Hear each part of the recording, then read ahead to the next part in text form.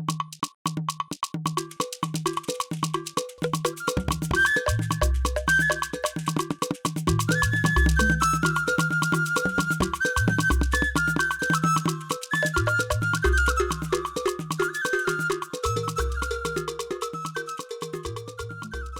everyone. I'm so happy today to welcome a friend, a sister, Flo Chinyere Madubike. Flo no. Thank you, Yvonne. Hello, everyone. So this conversation has been, how many years going now? Been trying to track this woman down. She is one busy person. But we're so glad it's finally happening, and it's happening on our 10th anniversary of IgboConference. Oh. So, but Flo is a superstar on YouTube. I'm sure a lot of you have come across her, her YouTube channel. She initially started with all Nigerian recipes on her channel. So Nigerian recipes, but she's branched out into so many things like culture, finance, and her channel is a fix for me, because that's where I get my Niger fix and, and my reality TV at the same time. So can you tell us, basically in this conversation, we're going to talk food and try and stick to food, Igbo food.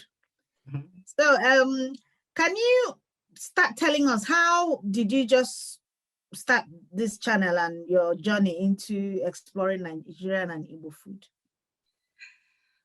Hey, the story of how my cooking channel and everything about me teaching cooking on the internet started a long time ago, 10 years ago. Actually, this is my 10th year on YouTube. This February made it the 10th year I created my channel. I just moved blindly, dove into creating a channel. I didn't know what I was doing then. I didn't know what I was getting into. It all started from my website.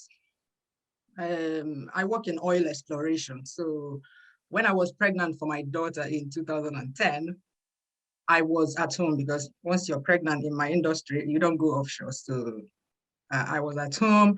It was a long maternity leave. I had my son then, but I was still bored.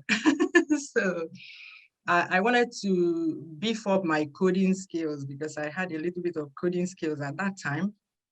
This was what I did for my university dissertation back in, like, that would be 20 years ago, like more than 20 years ago, because I graduated in 99. So I wanted to brush up my coding skills for the possibility of becoming a webmaster here in Spain.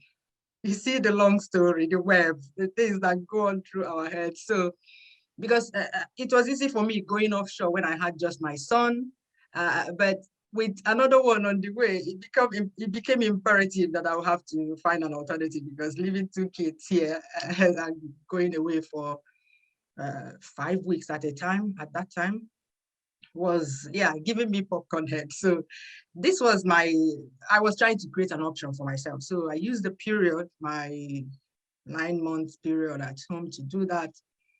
And so I went on to create a website just on my computer. But at some point, the tutorials I was following at that time suggested that I take it online.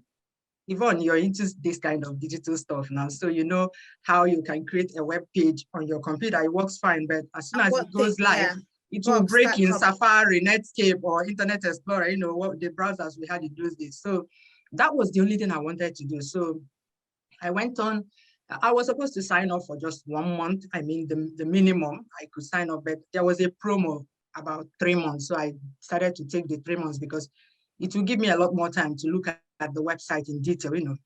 Then I did it, fixed the broken ones, and then the website went live in October, and I had my daughter in November. So I completely forgot about it. You know, you have 2 babies to take care of now. So, but when it was about to expire, they were warning me. And I went to have a final look before I leave it to expire, because I didn't plan to use it for anything. Actually, the information I had on the website, which is a very important factor, I didn't want to leave ipsum lipsum on the website, you know, that gibberish, that default gibberish. Yeah.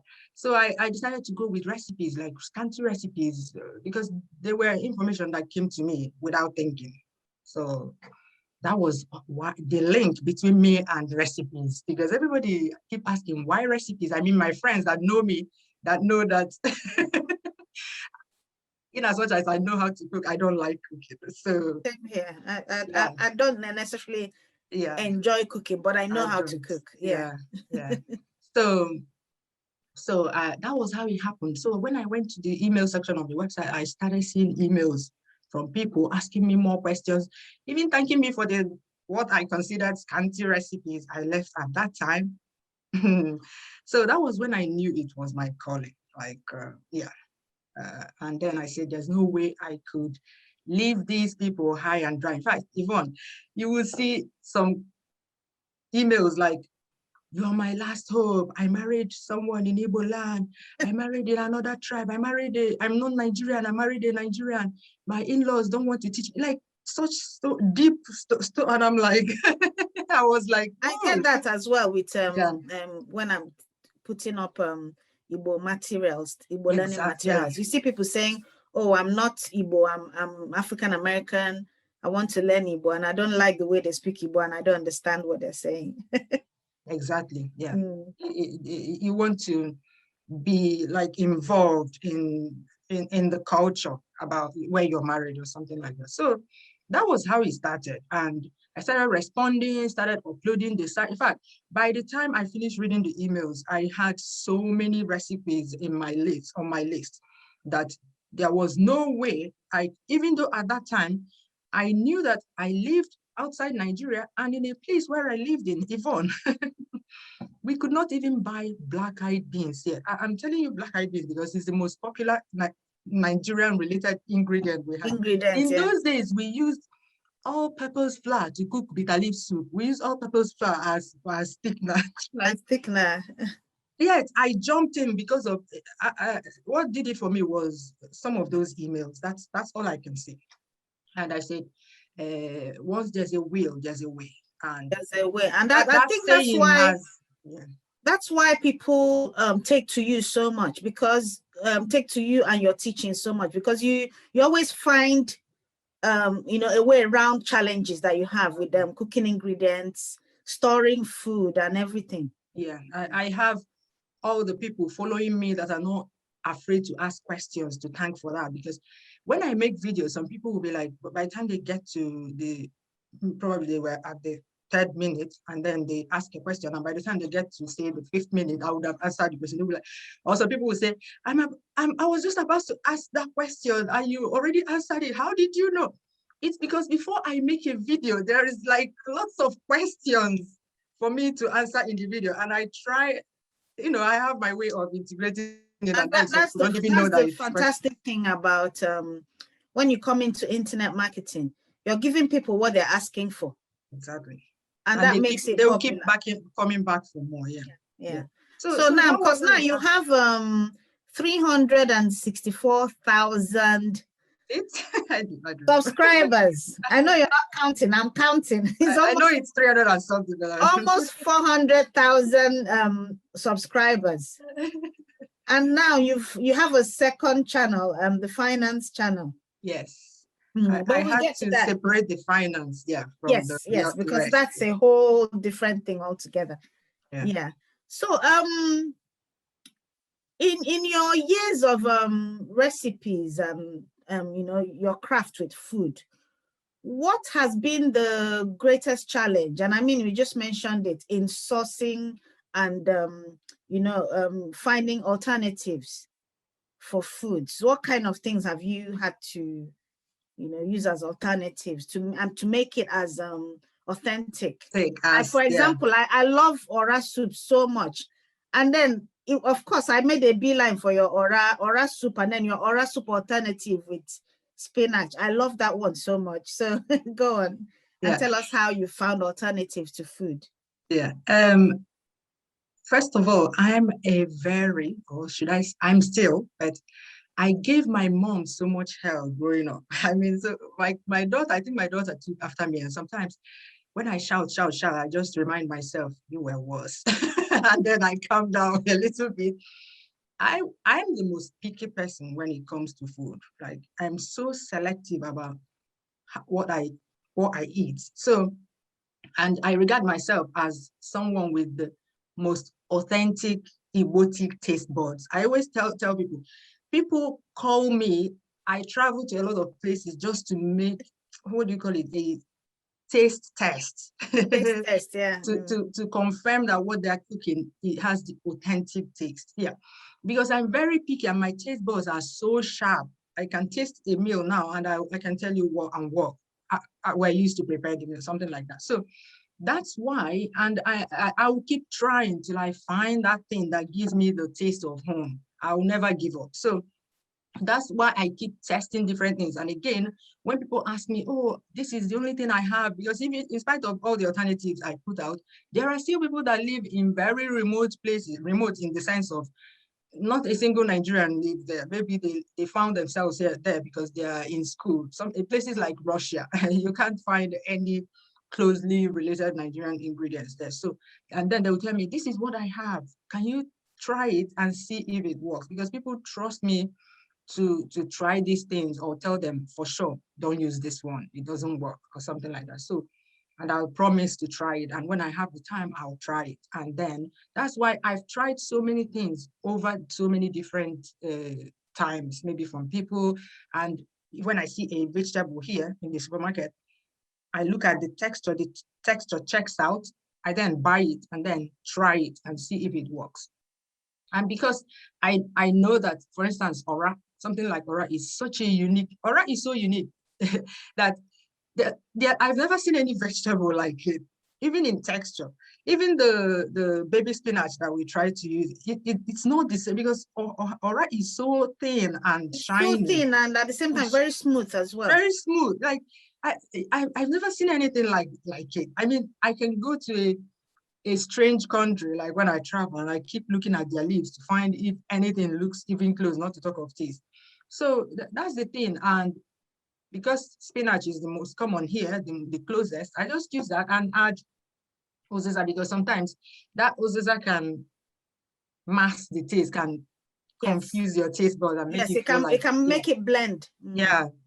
So for a moment you'll forget that it's not Ora that you're eating. And for the fact that the leaves you're seeing in the soup looks like Ora, psychologically you can adapt for a second. Yeah. There's also another should I say sister to Ora? That's my mother's from Mbise, so it's usually found in Mbise. It's called Ntoroba. I don't know if you've ever Otoroba. Yeah.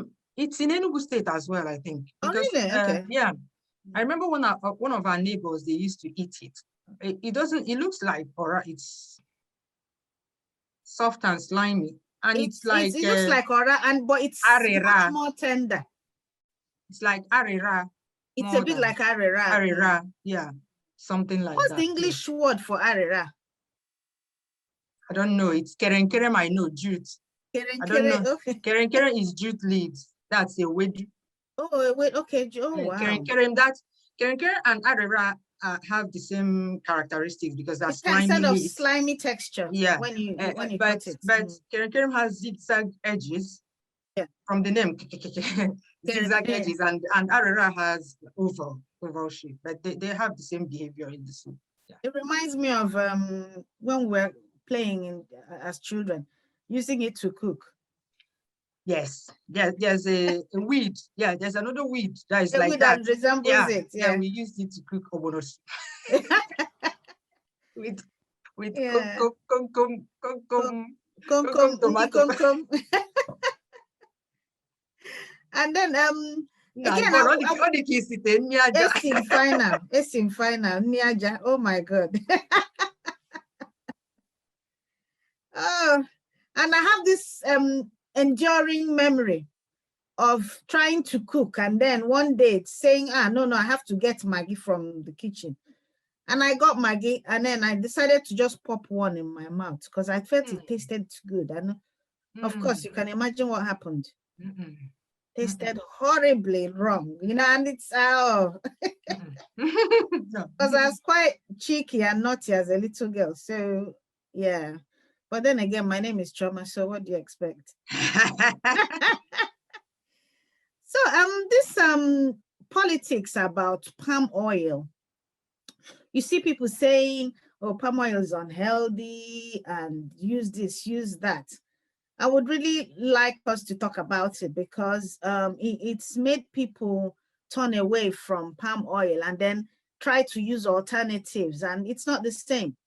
No. And forgetting how healthy palm oil is really. Exactly. That is why they give me talking mouth in Nigerian parlance. Like, how healthy, this is the most healthy of oils, but they use politics to destroy it. Yeah. They use politics. They tell you about deforestation. Actually, I made a video about this, in my own little way, to make a video to try to educate people. I understand that in Asia, that is a big issue. I understand that. But what I do not understand, or what I don't like, the aspect of that campaign is in the process of making such videos, especially for bodies, I'll call them, that have such a large influence, they should be all inclusive. They should not just, because they want to give a dog a bad name, they will not talk about places where those things are not practiced. That is why a lot of people that saw my video, they will be like, oh, it's like you're trying to avoid the fact that these things actually happen in Asia. And I said, yeah, it was intentional, because when they do the Asian one, they forget about us. Actually, palm oil, the oil palm, everything about it came from from West Africa. You forget about where it came from. This is not how a majority of the palm oil that comes from Nigeria is not produced on a large scale. I show them in the village where I always visit how people produce palm oil. In fact, my mother-in-law, she makes the best palm oil, by the way. Before she makes oil, she'll be harvesting the heads over a long period of time so that she can get enough for it to, the way they say it in Igbo, to go enough to fill up that engine that they use to crush it. Mm-hmm. So you cannot, because of the large-scale processing, the large-scale cultivation of oil palm plantations where they destroyed forests and all that, forget about these subsistence farmers that produce it in their own way, in a sustainable way. So that is where I have my ish. I prefer that when they make such videos, they should it should be all inclusive. They should say, it's happening here, but it's not happening here. But how can you come and say palm oil is completely bad because of it's not sustainable, it destroys the environment, it destroys orangutans? I have never seen an orangutan in my life. So I don't know why we should. I don't think they even exist in Nigeria. I'm not sure. I never really heard of. I've never. So why not talk about all the instances if you want to make such a campaign? So as someone mentioned in another video where I did here, someone that lives here, she said that it's politics, maybe because, for instance, in Spain, they eat olive oil here, they can drink it if they want. So probably for such a country, if they're against palm oil, probably it's because they don't want palm oil to compete with their olive oil. I don't know. Palm oil cannot even compete. Then you get the quote unquote healthy food advocates who are saying, oh, palm oil is, but then again, like everything in moderation, you can't put a whole gallon of palm oil in food and then expect it to be healthy. Even olive oil, that is regarded as the healthiest oil, is not even healthy. Coconut oil they regard as is not healthy. If you do you know how many calories are in olive oil? And you can't just come and be drinking olive oil like that. And you can't use olive oil to deep fry, and coconut oil, because I cook a lot on my channel. When I'm deep frying something, people ask me such questions as, can I use coconut oil? Can I use olive oil to deep fry it? And some of these questions are masked in, this is the healthy oil, you know. But in effect, it's not healthy when you use it for deep frying. It's healthy when you use it for maybe, what do you call it? Like the way you use salad cream, something like that. As a dressing. As a dressing, yeah, that's the word I was looking for. So when you use it as dressing in the room, at room temperature, it's healthy. But you don't want to heat it over its smoke point. At that point, it's not healthy. Yes, because it's not healthy. They're not as they don't I think something I can't explain it, but some of them are unhealthy once it's heated to a certain temperature. That's the smoke point. That's the smoke point. And you get, for you to be able to use an oil to deep fry, you must heat it above its smoke point. Else you're not deep frying anymore, you're cooking. It's not frying anymore, it will be cooking, the thing will become soggy. And another aspect of that is that when they say palm oil, you know, whenever I'm cooking or in my recipes, when I want to talk about palm oil, I always put red palm oil. I personally prefer to stress that all the time. Some people don't like that, but I'm saying red palm oil, but I know my reasons. My reasons are that in the world, the outside world, in the Western world, they do not distinguish between the red palm oil, the very rich one, and the PK oil, palm kernel oil. So when they talk about palm kernel oil being unhealthy, the one they're usually talking about is palm kernel oil. Palm kernel oil. Yeah, I think we made palm kernel oil as children. The one you crack the actual palm kernel. Yeah, and pour water and it rises to the. Is it the one that rises to the top? I think they have to dry fry it till it's charred, and then they add water. No, that's different. The one I'm talking about is it's not udaki, is it? I'm talking about udaki. Okay. The one I'm talking about is the one we tried as kids. You crack all that and then you pour water and then the oil rises and then you take the oil. You boil the. Okay, I've never seen that. Because I also learned from my audience. So some people, when I was talking about during the production of palm kernel oil, that the palm kernels are heated to very high temperatures before the oil is extracted. Someone actually told me that there's a newer method now where you do not need to heat it to very high temperatures. So actually what they're trying to say is that in this day and age, there's actually palm kernel oil that is very healthy. Like it's cold pressed, according to them. I don't know much about that, but palm oil. You mean when it's fried? That's why it has that dark color. Yeah, you dark it. Right. You dry fry the ackee till it's charred. Yeah, it's I wish now one of these days during my visits to the village, if I see anybody making it, you know, these things are going extinct because, you know, who rubs udaki anymore? I don't even know if children still have convulsions like back in the day. I remember when we were young, yes, children have it, but I mean, and there's this thing about that which nicely leads me into our next you know, the point in our conversation. Udaki, some people swear by it that it solves convulsion. I don't know because I've never used it. And it's good for pain as well. If you massage it, use it as a massage cream for pain. It's quite good as well. Just like I also know that onions is used for pain as well. If you chew onions, it's a kind of painkiller. Never heard of it. So, and then we have things, as I tell people, there's a method to the madness. So in Igbo culture, there are some things that people do and you think, oh, it's, you know, it doesn't make sense or it's not modern enough. But Igbo culture is quite sophisticated in a primitive way, if you like. So which brings me on to the next one, Omugwo. We live all over the world now, and Omugwo is a kind of you know, after-birth care. Yeah. So which I have enjoyed as a mother, as a young mother, and I found from experience and from talking to other people that the reason for Omugwo is to cut down on postnatal depression. Yes. So if you could speak about in different places in Igbo land, they call it Jim Miracle, or where my mother comes from, Mbise, they call it Ogu. Ogu. So which is a kind of yeah, it has medicine. Ogu, no? Ogu like medicine, right?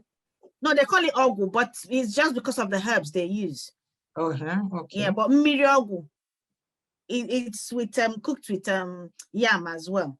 Yeah, it's yeah, it's Jimiraku is a special pepper soup for new moms that are fed to the, actually, in Igbo land, you're expected to, your first real meal.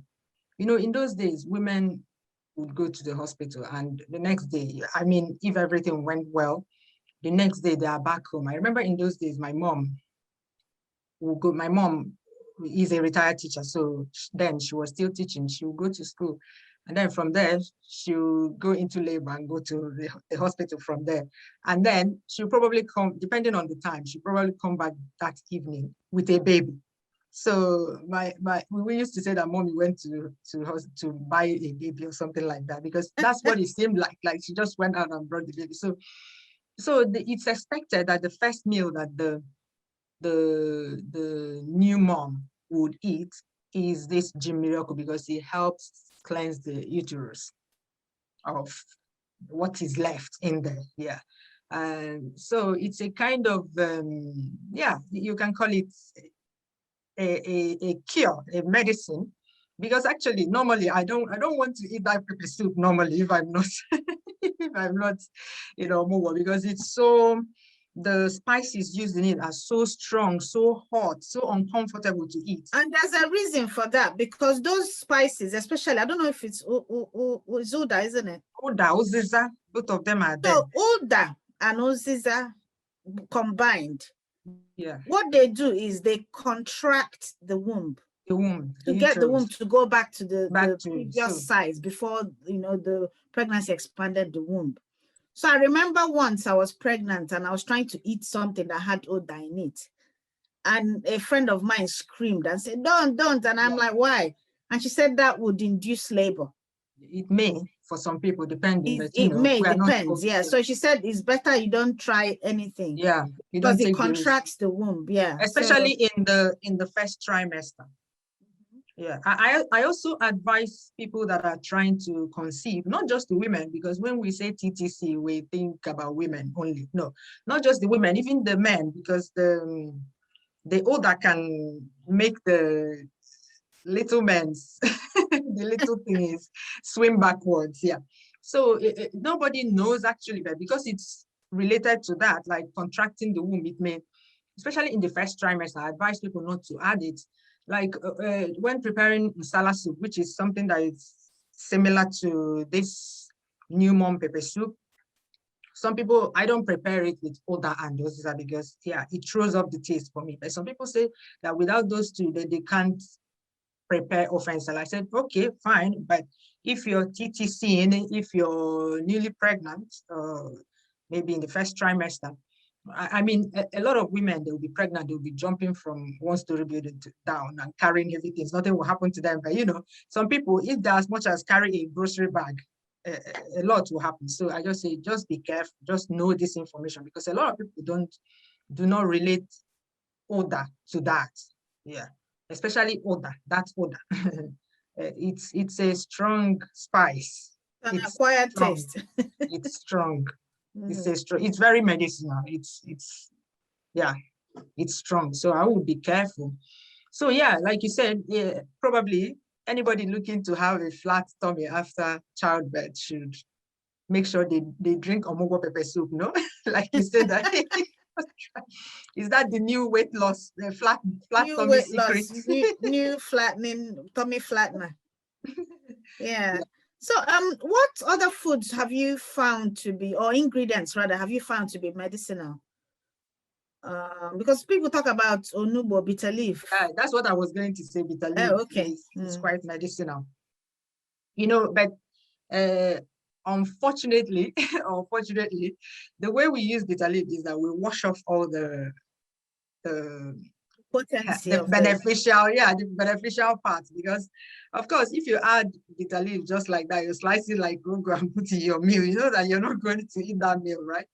So what you can do is you can use it as a smoothie. At least you know that you're drinking a smoothie. You know, when you're drinking a smoothie, your brain will kind of prepare for the bitterness rather than yourself up. Yeah. So I mean, like I always tell people, when you throw away some things when you're cooking, for instance, washing off the bitterness from the bitter leaves, you want to make the meal taste good. So you can sacrifice nutrients. It's just like spinach. when I'm using like frozen spinach to prepare a meal, I throw away the water, because spinach is filled with so much nitrates that your body needs. It's just like onugu. Onugu has these nutrients, but unfortunately the nutrients are so bitter. Like, I was trying to describe the bitterness in the onugu to someone, and I told them that, and I told the person, the bitterness in onugu can give you a headache. That is how strong. I don't think I know anything that is more bitter than bitter leaf. I don't know anything that, I mean, there are lots of sour ingredients, but bitter leaf is bitter, as in bitter. It is really bitter with a capital B. That is like, if the bitterness gives you pakam headache. Even the smell of, when they're washing onugu, that first water that comes out, if I smell it, I have a slight headache. It's very strong. So when you're preparing bitter leaf soup, throw away those nutrients. But if you want to get it back, you can go and pluck some leaves of fresh bitter leaves, combine with ugu, blend it into a smoothie, and enjoy. Yeah. So what benefits is it said to have? It helps with sugar levels in the blood, actually, because the bitterness can counter the sugar in your blood. So it's great for in lowering the sugar levels in the body, and as a consequence, high blood pressure and all that. Yeah, it's good for cleansing as well. You know how you do a green smoothie cleanse? It's good as well. Yeah.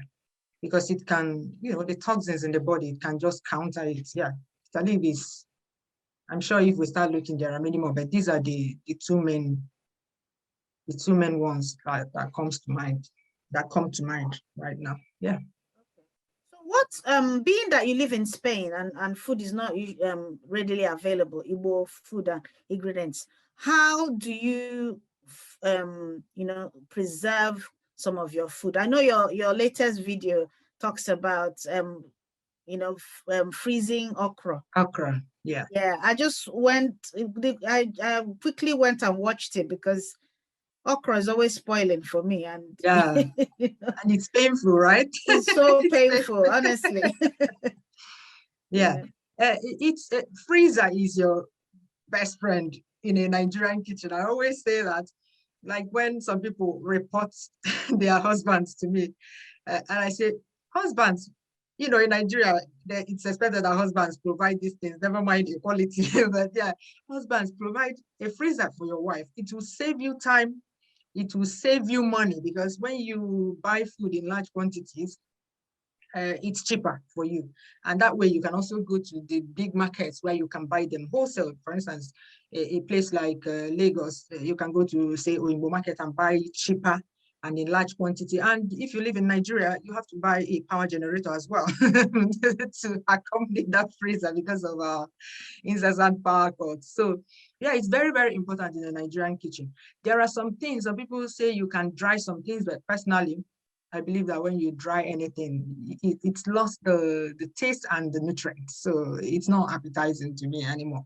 I have some videos where you will see me even preserving fresh ingredients, even bitter leaves. I used to bring over dry ones, but I can't remember the last time I used dry bitter leaves to cook. I bring them fresh. I have a special woman in Lagos that washes bitter leaves for me. This bitter leaf that after washing it will be like yam when you're eating it. So I'll bring them over, put in Ziploc bags, put in the freezer.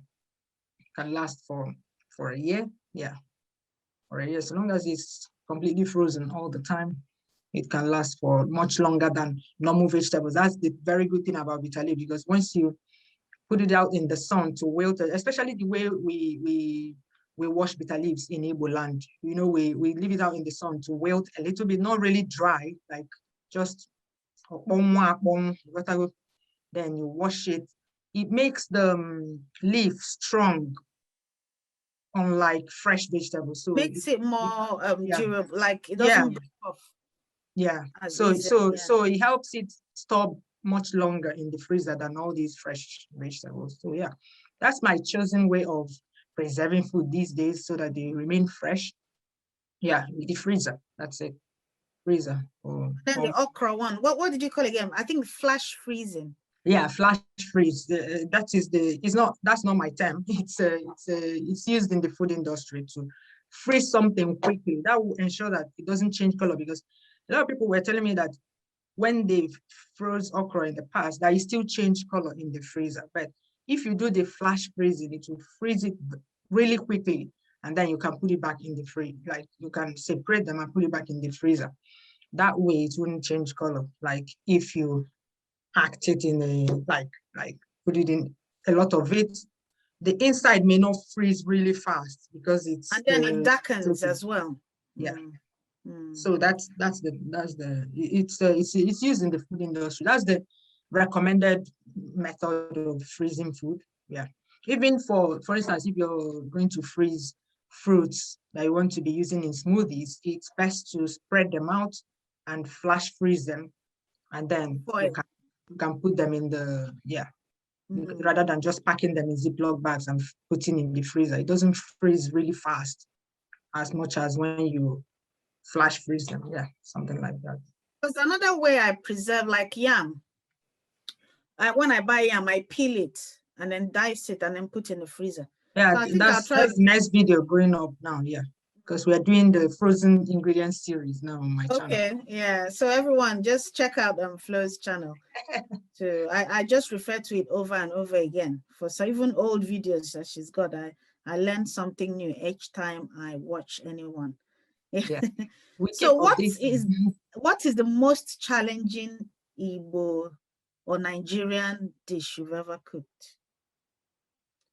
Or one that you're not so keen on cooking? Cooking. What's that meal? Oh. Achicha. Achicha, no. I actually like achicha. Hi. Yeah, even though we don't add fio to it, like they cook it in abobo, the way they cook it in anything. But yeah, we cook only achicha with vegetables. I love it, so I look forward to cooking it. What don't I like cooking? Hi. What do I not like cooking? Madre. I don't know. I don't know, honestly. No, I mean, I'm trying to think of a meal now that I don't look forward to cooking. Honestly, I can't. Well, that means you're an all-rounder. No, it's not about knowing. I know what you're asking. It's not about knowing. The one that's not convenient. Maybe the word is convenient. Yeah, that the word is convenient. Maybe I would lean towards, even though I like ufakwe, but you see that process of pounding a big headache, and extracting it. It's so I've never messy. even tried it. All I do, I use the tin, but it's not the same. Yeah, it's not the same. Yeah, it's not the same. That's the thing. I love ufakwe. So I actually prefer it to tomato stew, but that process of extracting the palm fruit concentrate, it's so messy. The sieve will be messed up, all the containers you use will mess up, the ikwe will be messed up, like everything is, when you're done, like you're like this, I don't want to wash this. So I just that would be the one if I'm yeah, I've never even tried doing the extraction. I just use the tin. But I know it's not the same. It's not the same. And two, I don't think that tin one is common in Nigeria. You may see it in all these big supermarkets. Maybe they imported it. I don't know, but it's most. I think it's Ghanaian. I'm not sure. This one and the one I always use is the one they call nkuleno or something. Okay. Yeah, that one tastes nearer to the real thing. But okay. You know, all these processed food. Nobody knows the state of the palm fruit that they use, because I guess that's the thing. Yeah. Nobody knows the state of it. Maybe the last grade palm fruit that they use in making, because some of them you open it, you see some dark parts in it, and I'm like, you're right. Yeah, I do see some dark things, and I'm wondering what is this? What is So yeah, you never know. You know, like I always tell people, I say I have trust issues with anything that is processed already. Yeah. Anything that is ground already. For instance, you will not catch me buying ground crayfish, ground obono, ground egusi even, because these things, I know how long it takes me to pick, like to sort them before I grind. Just the small quantities that I buy, not to talk of people that do it in very large quantities. It's in tons, yeah. I understand that they will not have the patience to pick out all the debris. You know, in crayfish, there's nothing you will not see there, including shells, including plastic bag. Like there's nothing you won't see there. All sorts. They don't sort it well, and again, because that's what happens to whenever I go to Nigeria, I make sure I buy, sift and ground them myself before I bring them. Even at the market, I'll be buying, and the people that are grinding will call me, come and grind. I said, no, I have to go home and sit down in a relaxed manner and pick it. Or I go, there's another market, not Oyinbo, because that Oyinbo is so rowdy. There's nowhere you can sit to do that kind of sorting. So there's another market, Aguda Market in Lagos, that we go to. That one is much more quieter, and you have a place to sit down and do the sorting. So we can do it in case we don't want to go home and then come out again. So I meticulously sort these things. So I have trust issues. I used to, as a Wawa woman, I used to make myself in London here. But what I've started doing in the past maybe 7 years, sometimes I do have the powder here, and I make it when I'm completely run out. But what I do is I buy, in Nigeria, I freeze it, and then I bring the frozen okpa to London, and I put it in the freezer, and then I start okay. The cooked one, you mean now? The cooked one, the already prepared one. Good. Because no matter how much I try, it doesn't taste like that one. I don't know whether Akko cheese now. Akko cheese. Is it good when it comes out of the freezer? Oh yes. It's good. I've never eaten frozen like okpa that has gone through the process of freezing and storing. Yeah, okay, that's good. Yeah. When I prepared your recipe, I can't remember when now, but people were asking where can they buy it from? And I went on Amazon and I saw it, and I said, okay, I saw Bambara nut flour on Amazon, but buy at your own risk, because like I always say, anything powder, it could have anything in it. Yeah, I don't trust a lot of people that do business they're tempted, let me put it that way, to adulterate things. And even if they're not tempted, all through all that process of sorting and cleaning things, they don't have the patience for that. They don't have. So the woman that my mom buys the okpa flour from is someone that we trust, and whenever I cook it, it tastes like real okpa. So I know that. Same here. The one the person we buy okpa flour from is my mom's customer, but my problem is the oil, because sometimes I don't have enough oil that I bought in Nigeria here. So I think the problem from the okpa I cook sometimes is from the oil I buy from London here. But I thought there are good palm oils in London. It depends. Compared sometimes to here that they sell colored water to us. Sometimes I can't be bothered to go to Peckham. Okay, the real place. Yeah, but where I live on the outskirts of London, there's a shop there, so I just buy what they have. Okay, and most times it's okay, but sometimes it's not. Yeah, they don't have the one I'm looking for. Yeah, Okpa needs the real deal oil. If not, if you add all these fake adulterated oils, it will just go to one side. The taste doesn't come. And then there's this kind of new Okpa that came out in Nigeria that I don't like. They put vegetables. No. For me, once it moves away from the original Okpa, I'm off. Count me out. Tush top Okpa. They tush it up. Even when we were at UNN, there was this Okpa that they added onions and crayfish. No. Nah, it just takes the taste out of Okpa. Like I said, it's so simple that it's just salt, oil, and pepper. And that's it, with the Bambara nut, Bambara flour. Because it has its own natural flavor. It's just like akara. Akara, a lot of people add a lot of things. What do they ask me? Whether seasoning cubes? And I said beans, especially freshly peeled beans, has its own taste and flavor that you don't want taste. You don't want to interfere with that. So salt and onions finish, and and pepper. And then so as a connoisseur of Igbo food, Yes, I'm calling you that. Yvonne, Yvonne, Robamo no bitter leaf. Wash me like your bitter leaf. So what's your favorite Igbo dish? Okwa. I thought as much. I like okwa.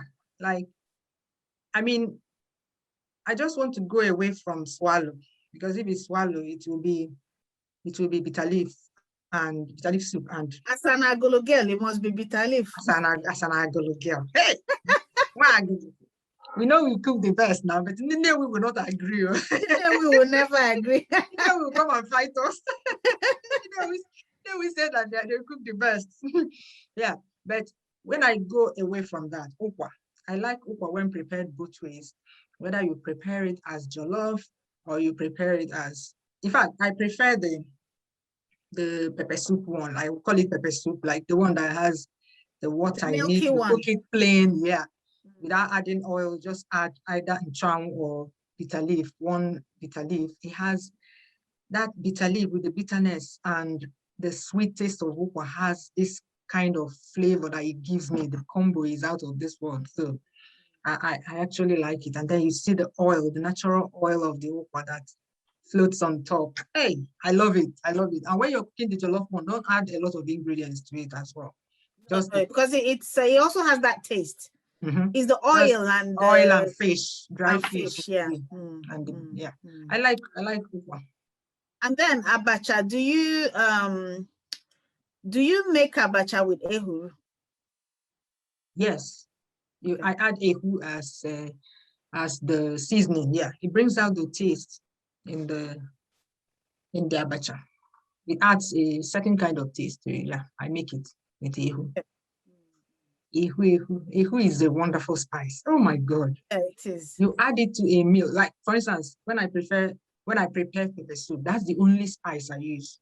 And then really? I add nchang. I'm telling you, try it. I don't use, there's something that they call pepper soup spice that they mix a lot of things, add ginger and yes, those ones are so dodgy because you don't know what's gone into it. So dodgy. That's a strange taste. That's a strange taste as well. So I prefer using just ehuru and scent leaves, both of these, and then then with the taste of the meat you're using, it, whether chicken or beef. Yeah. Okay. Oh, this chat is beginning to make me hungry, you know. Yeah. Okay, it's been such a wonderful time talking to you about food, and of course, I can't wait to see what what next you come up with. But what is your finance channel about? And then how did you just decide to break away to a new channel? And by the way, already has I think 9,600 subscribers. Yeah. It's most of them came from my main channel. Yeah, I uploaded a few finance videos on my main channel before I took the decision last year, because of what happened last year. A lot of people are now more interested in the finance aspect of their lives. You know what happened last year, it took everybody by surprise. So yeah, a lot of people are now thinking about multiple streams of income, investing in their future, just preparing for the rainy day. That's why I decided to move it to a separate place. But what made me start uploading finance videos is just the question people are asking me. When people watch you, a lot of people came for the food. And then when I upload all these random videos, for instance, if I travel to Nigeria, instead of leaving the channel idle, maybe I didn't prepare recipes to schedule while I'm in Nigeria doing. I've been doing all that for years. Anyway, when I go to work, I have recipes that I prepared. I just schedule them. With YouTube, we can schedule videos, and then when I'm away, the videos will just go out at the right time. So I started diversifying because at some point I didn't prepare some videos when I traveled to Nigeria, and I decided to start vlogging my life in Nigeria. So, so a lot of people watch you, and when you upload something that is not food, they see these hints in your lives, or maybe something you say or something like that, and they start asking you serious questions about that aspect. So I think it started with opening bank accounts in Nigeria or something like that, and doing business in Nigeria generally. Like people that know that I travel to Nigeria often they say, why are you traveling? Are you planning to move back to Nigeria? What are you doing in Nigeria? You know, stuff like that. And we say, yeah, we are planning to eventually move back to Nigeria. And we have some investments in Nigeria. And then they'll be like, can you talk about these investments? So it started with, this is what you need before you even start investing in Nigeria. And then I uploaded the video. These are the things you need to put in place and all that. And it took off from there. And then people will ask more questions. And then what happened last year happened. And I decided this channel needs to be on its own. Let this one be a mishmash of every other thing. But yeah, but this is something that I can separate from the rest. The rest so kind people of can related.